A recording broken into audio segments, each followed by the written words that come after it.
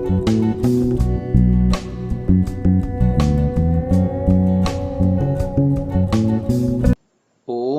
नमस्ते जी।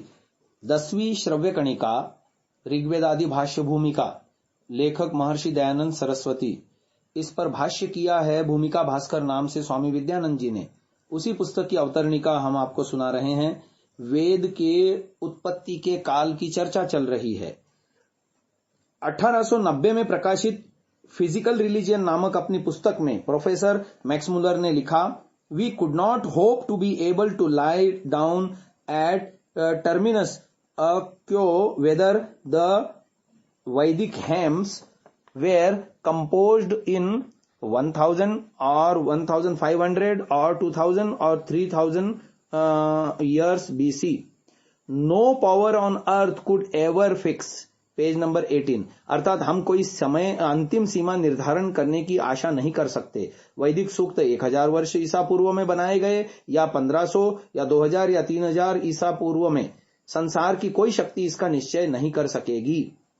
वैदिक कॉन्क्रोडेंस नामक वैदिक कोश के निर्माता के रूप में प्रसिद्ध डॉक्टर ब्लूमफील्ड के शब्दों को उद्धृत करके मिस्टर क्लेटन कहते हैं, from what has already been said it will be evident that no dates can be assigned to the origin of the hymns that make up the Vedas. Indeed, it is necessary to go further and to say that there is not sufficient evidence to show with any precision when the hymns of the four Vedas were collected together and the Vedas themselves as we have them formed. The Rigveda and Vedic Religion by A.C. Clayton, page number 45। सारांश यह है कि ऊपर जो कुछ लिखा जा चुका है उससे स्पष्ट है कि वैदिक सूक्तों के उद्भव के विषय में कोई तिथि निर्धारित नहीं की जा सकती। वस्तुतः इससे भी आगे जाने और यह स्पष्ट कह देने की आवश्यकता है कि किसी भी निश्चय के साथ यह दिखाने के लिए हमारे पास पर्याप्त साक्षी नहीं है कि चारों वेदों के सूक्तों का संग्रह कब हुआ और ये संहिताएं कब बनी। बीवर ने तो अपनी हिस्ट्री ऑफ संस्कृत लिटरेचर में यहां तक लिख दिया, any such attempt of defining the वैदिक एंटिक्विटी इज एब्सोल्युटली फ्रूटलेस। अर्थात इस बात के लिए प्रयत्न करना सर्वथा व्यर्थ है। वास्तव में इतिवृत्तात्मक रूप में वेद में किसी प्रकार के ऐतिहासिक अथवा भौगोलिक संकेत न होने से इस प्रकार के सभी मत मात्र कल्पना पर आधारित हैं। हमारा विश्वास है कि जिस दिन पहली बार मानव का जन्म हुआ उसी दिन वेदों का प्रादुर्भाव हुआ।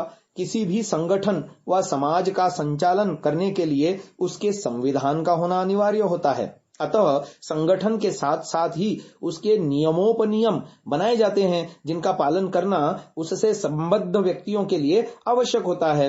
जब साधारण मनुष्य भी विधि विधान के बिना कोई काम नहीं करता तो यह कैसे संभव है कि ईश्वर सृष्टि तो बना दे किंतु जिसके भोगापवर्ग के लिए सृष्टि की रचना की उस मनुष्य को सृष्टि के विषय में किसी भी प्रकार की जानकारी न दे।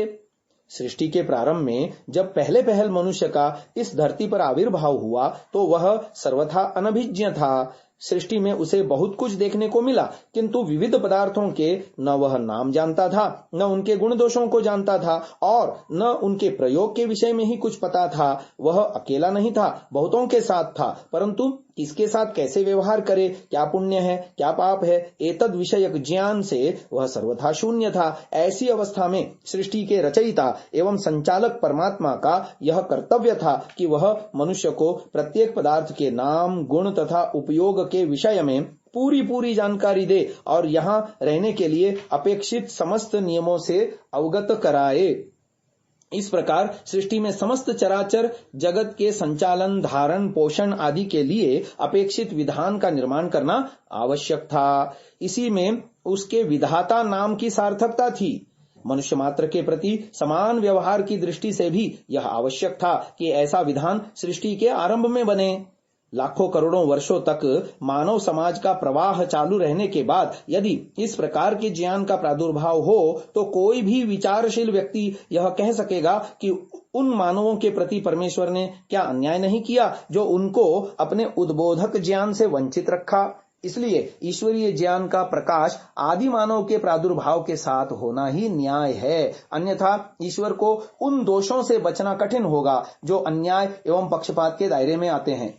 स्वयं एक कट्टर ईसाई होते हुए भी प्रोफेसर मैक्समुलर ने इस युक्ति को अपनी पुस्तक साइंस एंड रिलीजन में इस प्रकार व्यक्त किया है। If there is a god who has created heaven and earth, it will be unjust on his part if he deprives millions of his sons born before Moses of his divine knowledge. Reason and comparative study of religions declares that God gives this divine knowledge from his first appearance on earth. अर्थात यदि धरती और आकाश का रचयिता कोई ईश्वर है तो उसके लिए यह अन्यायपूर्ण होगा कि वह मूसा से पूर्व उत्पन्न अपने करोड़ों पुत्रों को अपने ज्ञान से वंचित रखे। तर्क और धर्मों का तुलनात्मक अध्ययन दोनों घोषित करते हैं कि परमेश्वर सृष्टि के आदि में ही अपना ज्ञान मनुष्यों को देता है।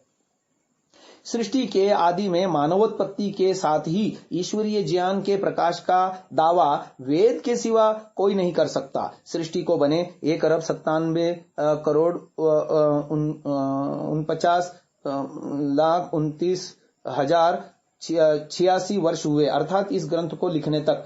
अब तो 222 हो गए। अतः यही वेदोत्पत्ति का काल है। ऋतम च सत्यम चा भेदा तपसोध्य जायत। परमात्मा ने अपने ज्ञान बल से ऋत और सत्य के नाम से संपूर्ण विधि विधान का निर्माण किया। महाभारत शांति पर्व 232/24 में महर्षि वेदव्यास जी कहते हैं, अनादि निधना नित्या वागोत्सृष्टा स्वयं भुवा आदौ वेदमयी दिव्या यतः सर्वाः प्रवृत्तयः। सृष्टि के आदि में स्वयंभू परमात्मा ने ऐसी दिव्य वाणी का प्रादुर्भाव हुआ जो नित्य है और जिससे संसार की सारी प्रवृत्तियां चलीं। अब बात आती है वेदों में प्रक्षेप की। आज संसार चाहे उन्नति का कितना ही दावा करे, परंतु मानवीय समस्याओं का जैसा समाधान वेद में है अन्यत्र दुर्लभ है। मानव जीवन के लिए जो कुछ उपयोगी है वेद में उन सब का निर्देश है। वेद में ऐहिक के साथ साथ पारलौकिक ज्ञान, भौतिक के साथ आध्यात्मिक ज्ञान और अभ्युदय के साथ निश्रेयस का विवेचन है। यदि मानव के लिए वेद इतना उपयोगी न होता तो ब्राह्मणों ने अपने प्राण देकर भी उसकी रक्षा के लिए प्रयास न किया गया होता। दाक्षिणात्यों ने वेदों को कंठाग्र करना अपने जीवन का लक्ष्य न बनाया होता और ब्राह्मणेन निष्कारणो धर्मः षडंगो वेदो ध्येयो ज्ञेयश्च के अनुसार बिना किंचित लाभ की आशा के वेदों के पठन पाठन में अपना सारा जीवन न लगाया होता, क्योंकि भारतवासियों ने वेदों के महत्व को पहचाना था। इसलिए उनकी सुरक्षा के लिए जितने भी उपाय वे कर सकते थे किए। वेद के एक स्वर, मात्रा या वर्ण की त्रुटि भी उन्हें सह्य नहीं थी। एक शब्द स्वरतो वर्णतो वा मिथ्या प्रयुक्तो यजमानम हिनस्ति। इस बात को ध्यान में रखते हुए वेद के मूल स्वरूप को सुरक्षित रखने का उन्होंने हर संभव प्रयास किया। जैसा गुरुजनों से सुना ठीक वैसा ही उच्चारण करने का अविच्छिन्न प्रयास किया जाता था। श्रवण परंपरा इसका सर्वोत्तम उपाय थी, इसलिए ही इसे ही अपनाया गया। इसी कारण वेद का अपर नाम श्रुति भी हो गया। लिखित रूप में वेदों का प्रचलन बहुत बाद में प्रारंभ हुआ। लेखकों के प्रमाद के कारण वेदों का पाठ कहीं अधिक भ्रष्ट हो सकता था। जिन्हें पांडुलिपियों के संस्करण संपादन का अनुभव है उन्हें ज्ञात है कि उनमें कितनी तरह का पाठ भेद पाया जाता है। संभवतः इसी कारण लेखन कला का अति प्राचीन काल में ज्ञान होने पर भी प्राचीन भारतीयों ने वेदों को लिपिबद्ध न कर श्रवण परंपरा से ही उसे बाद की पीढ़ियों को संक्रमित करना चालू रखा।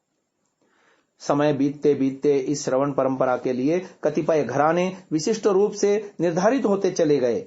उनमें से किन्हीं ने 2 वेदों पर विशेष परिश्रम किया, किन्हीं ने 3 पर, किन्हीं ने 4 पर। वे ही बाद में द्विवेदी, त्रिवेदी और चतुर्वेदी कहलाए।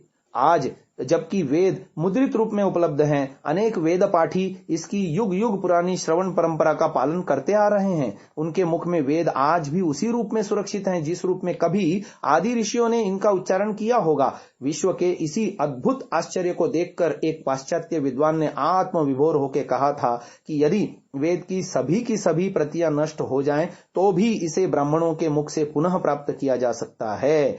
वेद के नष्ट होने का तो प्रश्न ही नहीं है। आज की इस श्रव्य कणिका को इसी दिव्य बात को लेकर के समाप्ति की ओर ले चलते हैं। आगे की चर्चा कल सुनेंगे। ओम।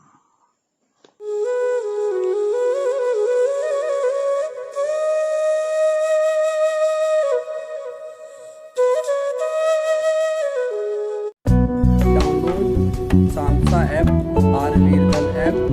Visit samsa.org, ayurvedal.in.